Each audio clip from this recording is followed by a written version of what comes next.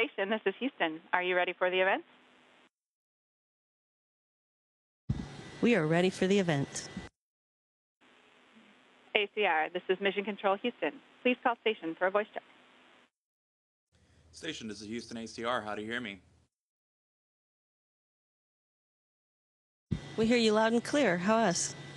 I got you loud and clear as well. Please stand by for opening remarks. Hello and welcome. We are Topeka Public Schools and Whitson Elementary. I am Mrs. Keelan Pierce, the principal. And now for your first question. Hi, my name's Ray. Is space as beautiful as it looks from Earth? Oh, wow. The Earth is beautiful on Earth, and Earth is absolutely beautiful from space. It's tough to compare the two. They're both unique in both their ways, but Earth is amazingly beautiful both in space and on the Earth. Hi, I'm Pro. What training do you have to do to become an astronaut?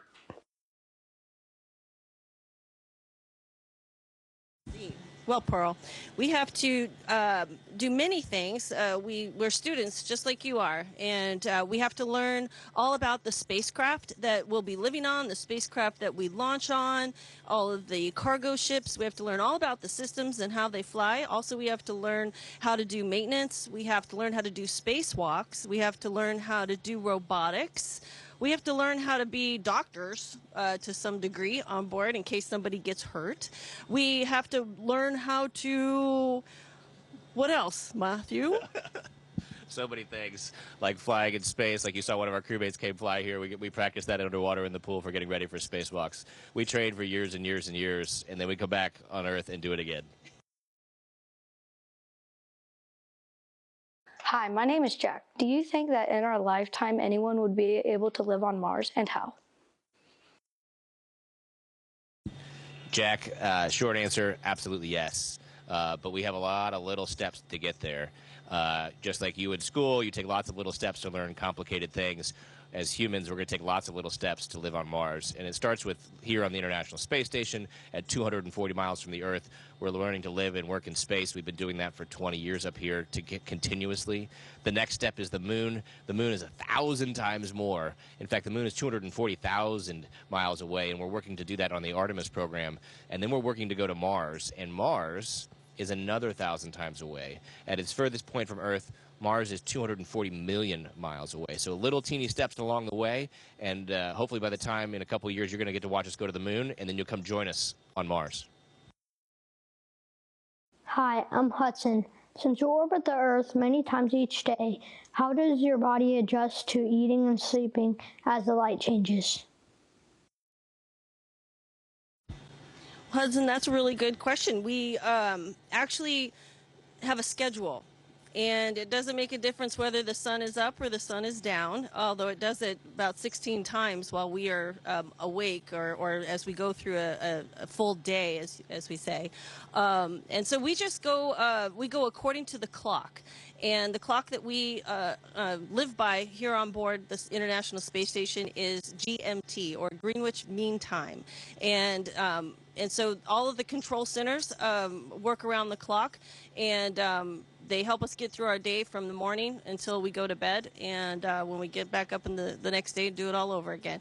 But we do have some really beautiful windows that we can go to see the sunrise, see the sunset, see what the Earth looks like when the sun's shining on it, when the moon's out. And that gives us a sense for daylight and nighttime. But on board, it's basically the clock. Hi, I'm Brock. What does your daily schedule look like in space? What types of things do you do every day, and are they fun? Well, it's pretty cool up here that our work is fun, and it's fun to work up here. There's so many different things, so it's kind of blurred between what is work and what we do for fun. A lot of times they're the same thing. Our daily schedule is awesome to me because it's different every single day. You know, you wake up and our teams on the ground have put together an incredible plan from around the world of what we might do. Like, for example, today I got to put together a launcher that's going to launch satellites in a couple days. It's going to launch little baby satellites out into space. Tomorrow I might be doing experiments, all kinds of crazy things. And then I get to go look out the window and take pictures. So there is no regular day up here for us other than waking up, eating, and doing our job. It's pretty awesome. Hello, my name is Sayer Taggart, and I'm with the Aviation Explorers Post 8. My question is, how long does it take your body to readapt to the gravity of the Earth after your mission? Well, I like your question, Sawyer, because soon we'll be all returning back to Earth, and we will we'll be living out the answer to that question. But it basically depends on how long you've been in microgravity. And if you were up for my first flight, I was up on board for about 2 weeks. And coming back, I was a little dizzy, but it didn't take me long at all to recover. On my second mission, when I lived on board the station for 6 months, coming back took a little bit longer. About 10 days to 15 days is about how long it takes for your vestibular system to get back to normal, and for your body to start to adapt to the gravity again. And that takes a little bit of coordination. It takes some strength exercises, and really just walking in a straight line can be a challenge, but really good question. Hi, I'm Molly. How do you tell direction in space without a compass?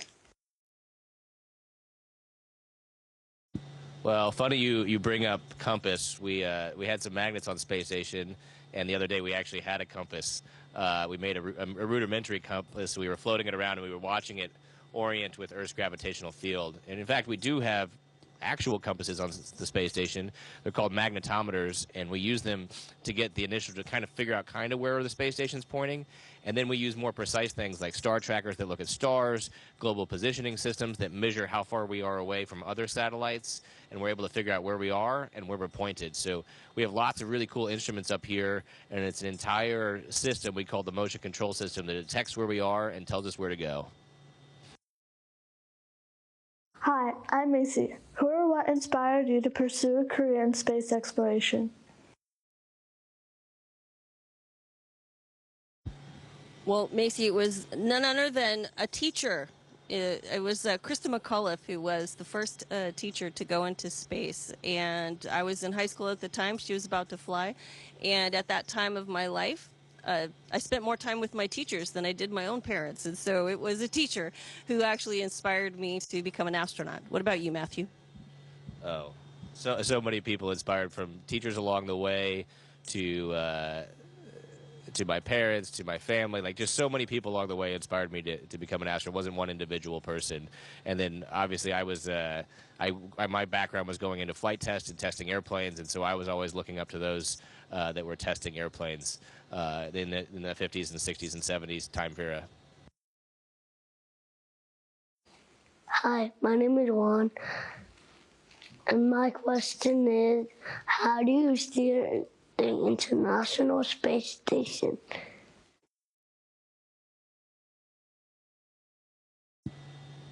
That's a great question. Most of the time, we're actually not really actively steering. Our thrusters, our rocket engines aren't firing. We're in a very, very high part of the atmosphere. It's very, very thin, and so we're able to just keep going around the Earth essentially constantly in free fall. Every now and then, we do need to fire our rocket engines because the space station is so big, and there are little pieces of the atmosphere out there that are, air that's slowing us down. So every now and then, in fact, in a couple days, we're going to fire our rocket engines to boost the space station back up into a little bit farther away from Earth.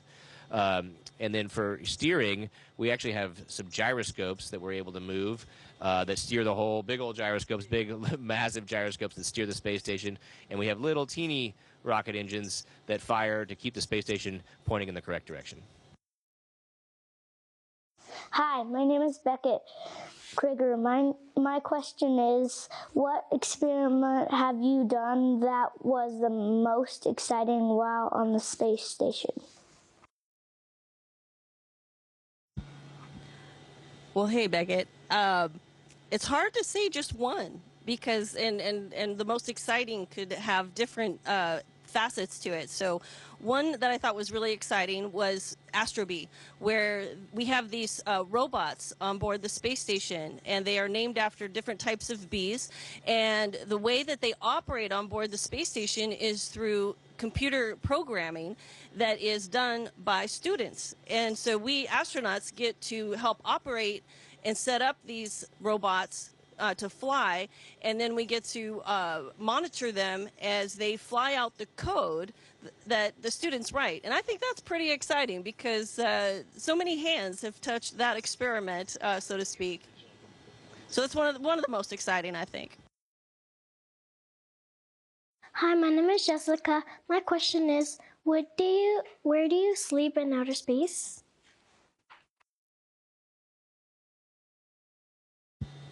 We get to sleep in sleeping bags. It's like we're camping. There's a room. Each of us has our own room, and it's about this big, a little bit bigger than us, about that big of a room that we get to sleep in. And inside of that, we have a sleeping bag that we get into, and it ties us down and keeps our arms from floating up like this, and we get to sleep in there. So it's pretty awesome. We each have our own 4 little rooms and go to sleep every night. Hi, my name's Noah, and my question is, can plants go in space?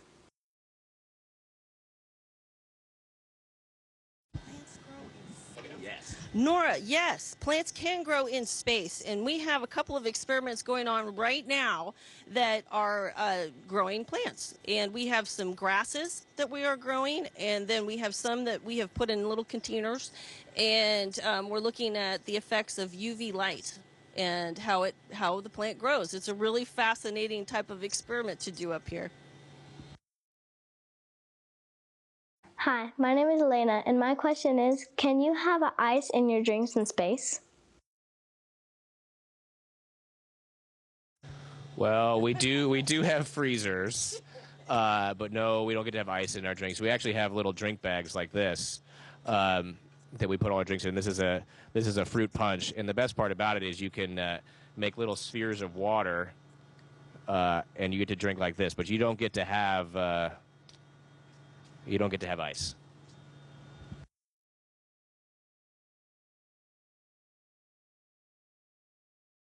My name is Amar. Tracy Question gets one. is, if you have an emergency or issue on the space station, what is your backup plan? Oh, we have so many backup plans for everything.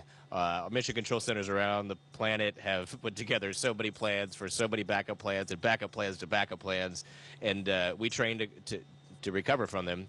A couple of months ago, we had an issue where there was a piece of space debris that was floating around, and we thought it might hit the space station, so we quickly executed our task. We all went to our little spacecraft and got ready to undock from the space station in case we got hit by space debris.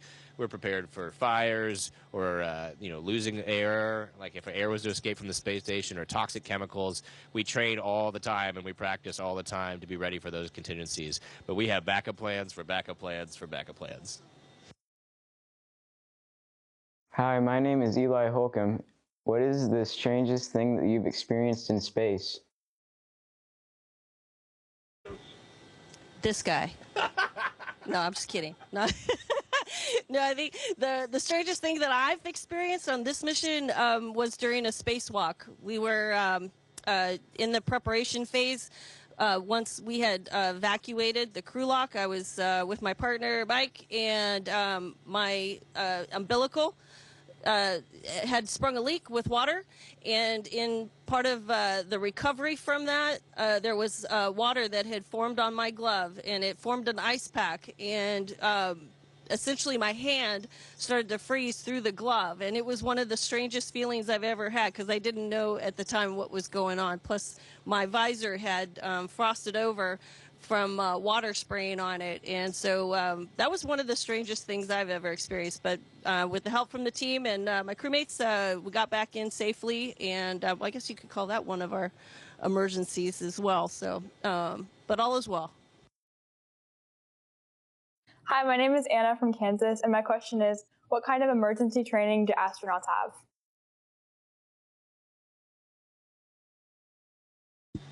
So much emergency training. It is good for us. It's good for our training. But we start on the ground. We learn to be able to take care of the space station. You have to understand how it works.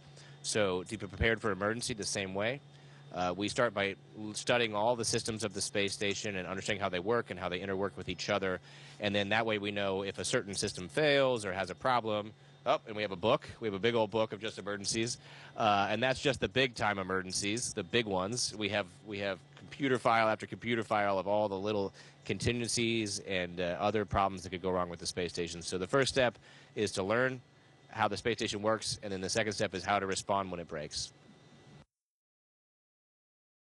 Hi, I'm Grace. When an individual is at the International Space Station, what thoughts come to mind when viewing the Earth? Well, Grace, too many to count, actually, but to give you an example of the kind of thoughts that I've had as I look out the window at the Earth is just how delicate it really looks from space. It's not just that you see no borders except those that divide land from water, snow from desert, but also because it's this beautiful, luscious planet in the middle of the blackest black you've ever seen in your entire life, and it seems like the black goes on forever. And so it's and those evoke a lot of thoughts in someone depending on what they think of when they think of home. But also looking at our own space station, I think there's a lot of awe and wonder as we just think about what it takes for us to actually live on board this International Space Station. Hi, my name is Elena. My question is, how long have you been in space in the space station?